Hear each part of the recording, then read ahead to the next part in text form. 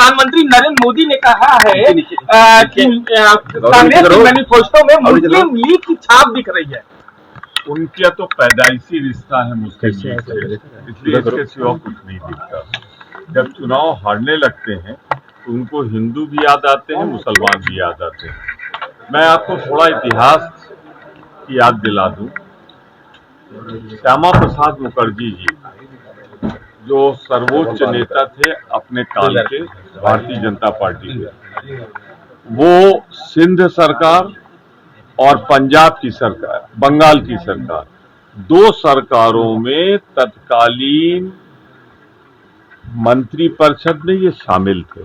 मैं फिर बता दूं, श्यामा प्रसाद मुखर्जी सिंध प्रांत और बंगाल में मंत्रिपरिषद के साथी हैं। फिर आपको याद दिला दूं, याद करिए, भारतीय जनता पार्टी के राष्ट्रीय अध्यक्ष लाल कृष्ण आडवाणी जी पाकिस्तान गए, वहां जिन्ना की मजार पे गए, फूल चढ़ाए, ठीक किया, पर वहां उन्होंने सबसे बड़ा सर्टिफिकेट दिया आडवाणी जी ने कि जिन्ना सबसे बड़ा सेक्युलर।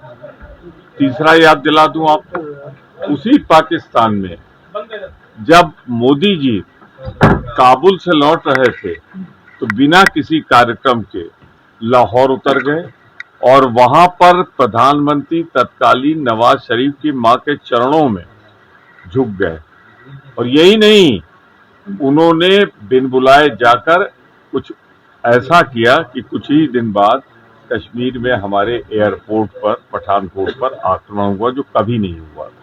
अरे कांग्रेस की बात ना करो मोदी जी, अपना दामन देखो, अपने गिरोबान में झांक के देखो। ये तो इंदिरा गांधी की पार्टी है जिसने पाकिस्तान के दो टुकड़े करके बांग्लादेश बना दिया था। आप तो चीन के सामने आंख भी मिला के बात नहीं कर पा रहे हो। लद्दाख में वो सैकड़ों वर्ग किलोमीटर में आज भारत की सेना वहां पर गश्त नहीं कर पा रही है, जबकि 21 जवान उसने हमारे शहीद किए, पर आप आंख मिला के बात नहीं कर पा रहे। अमेठी और रायबरेली में प्रियंका गांधी और राहुल गांधी की उतरने की उम्मीद है। कहा तो ये भी जा रहा है कि रावण वाड्रा भी क्या रावण वाड्रा को भी कांग्रेस टिकट दे सकती है। मैं इसमें एक बात बहुत स्पष्ट कर दूं आपको, परंपरागत रूप से रायबरेली और अमेठी गांधी परिवार की सीट रही है। राजीव जी, संजय जी, सोनिया जी, राहुल जी, वहां पे इंदिरा गांधी, सोनिया गांधी, सभी लोग चुनाव लड़ते रहे, फिरोज गांधी साहब चुनाव लड़ते रहे। तो मैं सिर्फ इतना कहना चाहता हूँ, ये दो सीटें परिवार की हैं, परिवार पर छोड़ दी गई हैं और बहुत जल्दी आपको जो चाहते होंगे उनको उम्मीदवार के रूप में घोषित हो जाएगा, उसमें कहीं कोई दुविधा नहीं है।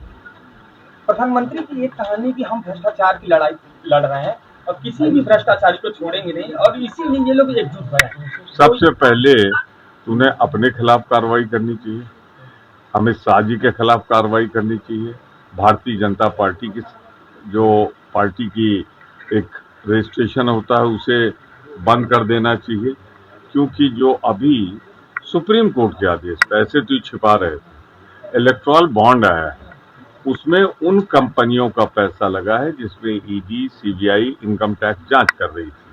कुछ कंपनियां जो घाटे में चल रही थी वो कैसे दे सकती हैं? छोड़ दीजिए, शराब कांड में जिस शरद रेड्डी का नाम आ रहा है 55 करोड़ तो उसका चंदा है। तो इसमें तो देश के आर्थिक अपराधियों का चंदा लेने वाली पार्टी ईमानदारी की बात न करे, बल्कि हिसाब देखिए, 8,000 करोड़ रुपए भारत का लूटा गया है, भारत की जनता का लूटा गया है, माल भी बरामद हो गया है, रंगे हाथ पकड़े भी गए हैं।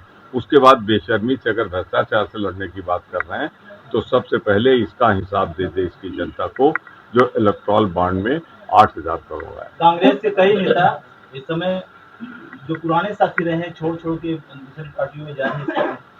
देखो भैया, विपक्ष में रह के कलेजा चाहिए, हिम्मत चाहिए, साहस चाहिए सत्तारूढ़ दल, वो भी बीजेपी जैसी पार्टी से लड़ने के लिए।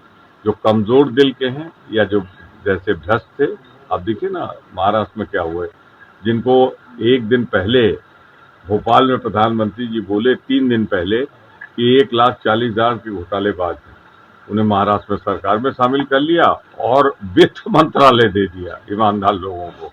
तो ये मोदी जो कहते हैं करते नहीं। आप बताओ 2 करोड़ रुपए प्रतिवर्ष नौकरी पे बात नहीं करते, 20 अब तो 10 साल में 20 करोड़ होनी चाहिए थी। बेरोजगारी की बात नहीं करते, महंगाई 10 सालों में कई प्रतिशत बढ़ गई है। कहाँ है हमारा 35 रुपए वाला पेट्रोल डीजल, कहाँ है हमारा डॉलर और रुपया का मुकाबला कि 30-32 रुपए पे पहुंचा देंगे। तो मोदी जी की तो आजकल सामने हार देख के जवान लड़खड़ा रही है। अब वो क्या बोल गए सहारनपुर में, लड़कियों की नक्काशी कराएंगे, मतलब लकड़ी की जगह लड़की बोल रहे हैं। हेलीकॉप्टर से लैंड नहीं कर रहे हैं, कहते हैं हेलीकॉप्टर से मैं बाई रोड आ रहा हूँ। तो सामने पराजय देखकर ये सारी हरकतें हो रही हैं। ये भ्रष्टाचार के बात तो न करें जिसने 8,000 करोड़ रुपए देश के पैसा चोरी करने वालों से लिया हो, आर्थिक अपराधियों से लिया हो, उसको तो बिल्कुल ही हिम्मत नहीं होनी चाहिए ये बात कहने की। उत्तर प्रदेश में कितनी सीटें जीतने जा रही है गठबंधन? माँ विंध्यवासिनी की कृपा रहेगी, जिनके चरणों में बैठ के मैं बोल रहा हूँ, तो हम इतनी सीटें जीतेंगे कि हम सरकार बना सकें महागठबंधन की भारतवर्ष। तृणमूल कांग्रेस से आपका गठबंधन नहीं है, उत्तर प्रदेश में तृणमूल कांग्रेस ने 1 सीटें दी हैं, क्या उसके खिलाफ कांग्रेस अपना प्रत्याशी उतारेगी तृणमूल के खिलाफ? तो किसने कहा आपसे कि इंडिया गठबंधन में तृणमूल कांग्रेस शामिल नहीं है या आम आदमी पार्टी शामिल नहीं है? ठीक है, बंगाल में हमारा सामरिक दृष्टिकोण से, राजनीतिक दृष्टिकोण से अलग अलग लड़ना उचित था। इससे Bharatiya Janata party anti TMC vote सब नहीं ले जा पाएगी।